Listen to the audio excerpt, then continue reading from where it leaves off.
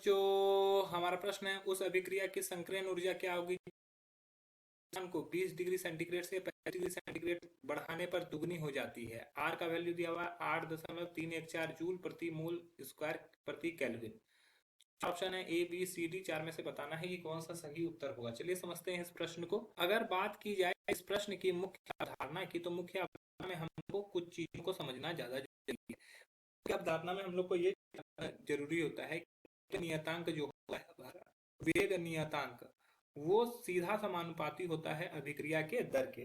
ठीक है, अब अभिक्रिया के दर के तो हम लोग का और एक और फॉर्मूला हम लोग को जानना होगा, log K2 by K1 equals to होता है 0.303 R into 1 by T1 minus 1 by T2।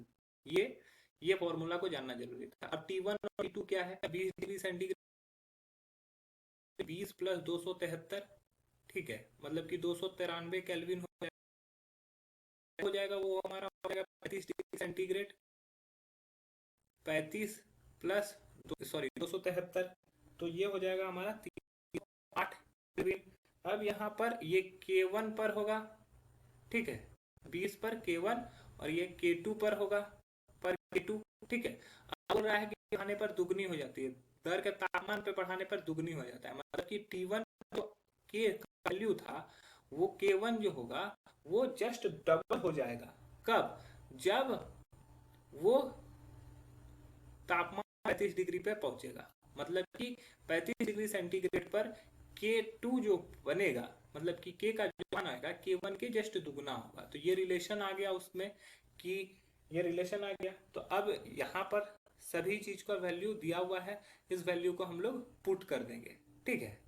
तो हम लोग लिख सकते हैं log K2 बाय K1 की जगह पे हम लोग K2 की जगह पे हम लोग 2K1 लिख सकते हैं, K1 प्लस, और K1 की जगह पे तो हम लोग K1 ही लिखेंगे, ठीक है।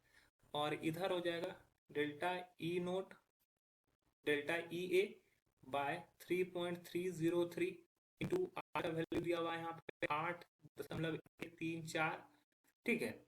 और फिर यहाँ पर 1 बाय T1 का वैल्यू दिया हुआ है 293, माइनस बाय T2 का वैल्यू दिया हुआ है 308।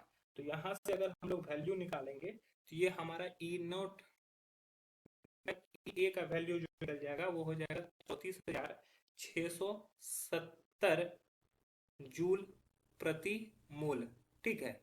अब ये किलो जूल में निकालना, किलो में कन्वर्ट करने के लिए 1000 से इसको डिवाइड कर देते हैं, 1000 से डिवाइड करेंगे, ये हो जाएगा 34.670 किलो जूल प्रति मोल, ठीक है। इसको हम लोग लिख सकते हैं 34.7 किलो जूल प्रति मोल। तो हमारा जो सही उत्तर हो जाएगा वो हो जाएगा ऑप्शन सी, अन्य ऑप्शन गलत हो जाएंगे। ऐसा ही यह प्रश्न आपको समझ में आया होगा। धन्यवाद।